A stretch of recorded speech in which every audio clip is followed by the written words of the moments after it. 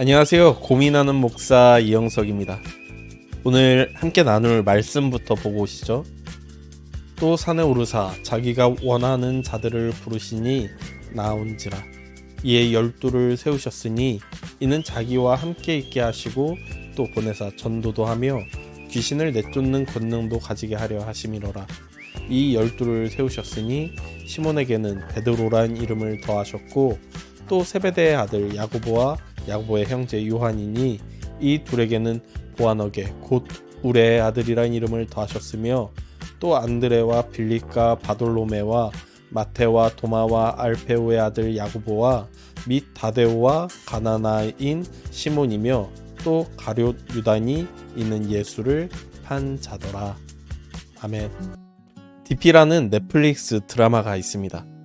군대의 악습을 비판하는 장면이 많은 공감을 얻었는데요. 특히 수통도 안 바뀌는데 군대가 바뀌겠냐는 대사가 상징처럼 남아 사람들에게 공감을 끌어왔습니다. 어떤 상징을 보면 우리는 그 의미를 자연스럽게 떠올리게 되곤 합니다. 오늘 본문에 나오는 상징은 12명입니다. 예수님은 제자 12명을 부르시죠. 이 숫자는 결코 우연이 아닙니다.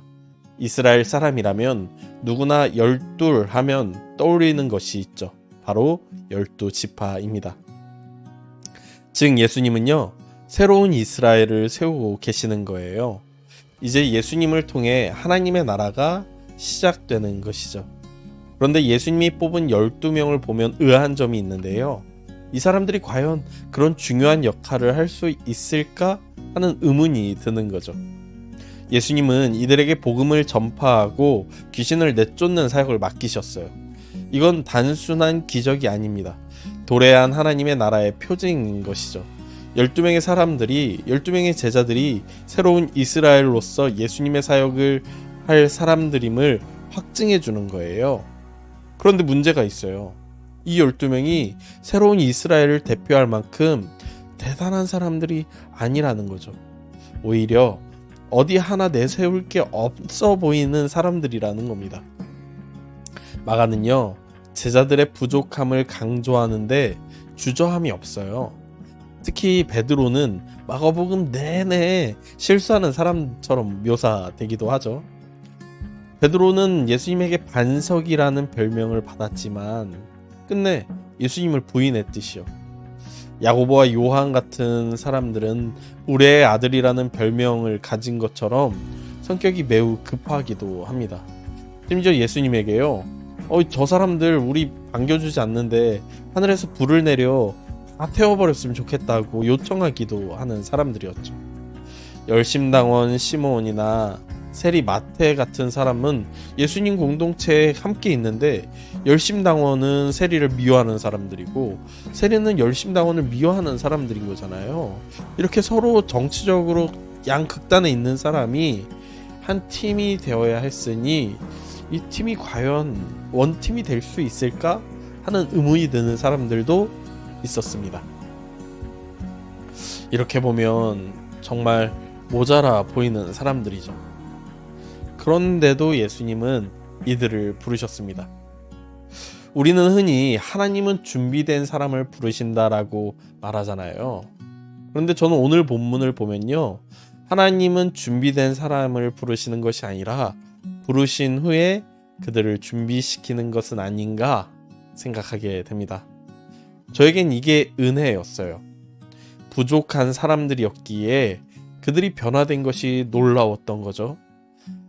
할 수 없는 사람이 할 수 없는 일을 했기 때문에 더 은혜가 되는 거였습니다.